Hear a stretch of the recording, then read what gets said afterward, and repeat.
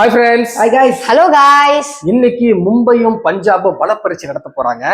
மும்பை வந்து ஆண்ட பரம்பரையா இருந்தாலும் இவங்கள மாதிரி 5 கப்பு வாங்கி இருந்தாலும் ஆரம்பத்துல எப்பவுமே சொதப்புவாங்க, அப்புறமா எழுந்து மேல வருவாங்க. பட் இது எல்லா வருஷமும் அதே மாதிரி நடக்குமா? அத்தனை ஸ்டார் பிளேயர் இருக்காங்க அந்த டீம்ல, இருந்தும் தடுமாறுறாங்க. பட் இருந்தாலும் பரவாயில்லைங்க, நான் வந்து அவங்களோட திறமையை நம்புறேன். மும்பைக்கு தான் என்னோட ஓட்டு.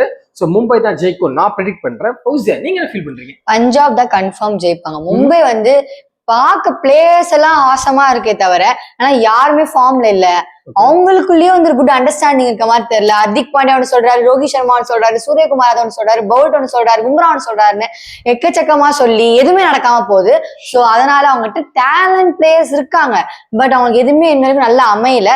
ஸோ கண்டிப்பா பஞ்சாப் எல்லாமே இன்ஃபார்ம்ல இருக்காங்க. ஸோ ஐ கெஸ் பஞ்சாப் தான். ஸோ இவ்வளவு நேரம் பேசி ஃபௌசியா கடைசியா என்ன சொல்றாங்க? பஞ்சாப் தான் ஜெயிக்கும்னு சொல்றாங்க. ஆரிஃப், நீங்க என்ன ஃபீல் பண்றீங்க? எனக்கு தெரிஞ்சு மும்பை ஜெயிப்பான் எனக்கு தோணுது. அவங்க நல்ல பிளேயர்ஸ் எல்லாமே நல்லா இருக்காங்க. ஆனா அந்த மாதிரி சொன்ன மாதிரி கொஞ்சம் நல்லா மிஸ் அண்டர்ஸ்டாண்டிங்னால அவங்க ஜெயிக்க மாட்டாங்க. எனக்கு இந்த மாதிரி ஜெயிச்சிருவாங்க எனக்கு தோணுது. சரி, இப்போ லக்கி போல் என்ன ப்ரெடிக்ட் பண்ணுதுன்னு பார்த்தலாம். நான் எடுக்கிற சீட்டை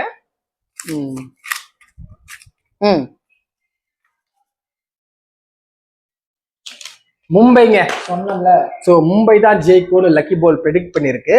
உங்களோட ப்ரெடிக்ஷனை மறக்காம கமெண்ட் பண்ணிட்டு பாருங்க. இங்க 2 பேர் சேனல் சப்ஸ்கிரைப் பண்ணிடுங்க. பாய்.